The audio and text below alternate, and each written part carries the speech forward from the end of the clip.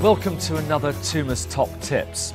Now, despite it being the wettest April ever, we are still in a drought and we still have a hosepipe ban in our area. So how do you get around that and keep your garden nice and moist? Well, fortunately here at Toomers, we have a few solutions for you. Nigel here will guide us through a few of them. First of all, this is a water butt which even I recognise. Yes. How can we incorporate this to keep our garden damp? Well, as we know, all plants are going to need some water, even though we have a hosepipe ban. This, you can conserve your water straight off the roof, or your conservatory. It doesn't have to be a big roof, you could even use a shed. The water you are going to be saving, obviously not have no lime in it, so you can use it on ericaceous plants, but you're going to need it for your bedding plants and your shrubs and your trees.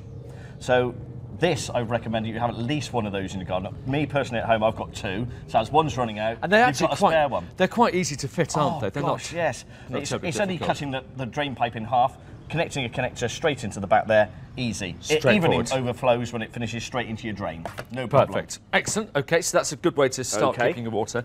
Now, the other thing as well, which I was somewhat surprised at, is that water irrigation systems are allowed under the hosepipe ban. Yes, this year they have relented and said that we can use these. They are very, very frugal. They don't cost an awful lot of money either, and they last for years. Once you've got one, you've got it up there for season after season. Ever so easy to program. And now, it does look quite complicated. There's a lot of gear here. Now, I know obviously people coming down to Toomers will be able to speak to any of the guys down here who will help, but is it actually quite simple to put together? It is very simple. They've made it more simple over the years. You've got your basic tap coming off the wall. Right. You've got your timer, your fitting to go to your main pipe. This main pipe would then lead around the garden or around the house outside. And from that, you just simply, ever so simply, put on some small pipe which you can lead with an end dripper to your basket. You're looking about putting 3 of these to a general 14-inch basket. Now, not only is it obviously a lot easier than lifting up watering cans, which old people can't, you have to get on ladders, you might fall off.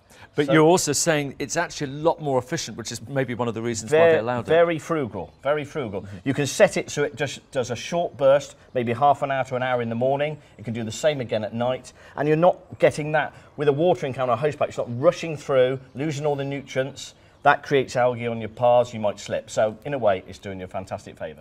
Now, you talked about getting the moisture to the ground, but I understand you've got a great tip on how to keep it there. Yes, what we recommend at John Toomers is basically getting some chip bark, which you can spread around the top of the soil, about ½ inch to 1 inch thick. That will then keep the moisture in the ground and also stop weeds growing.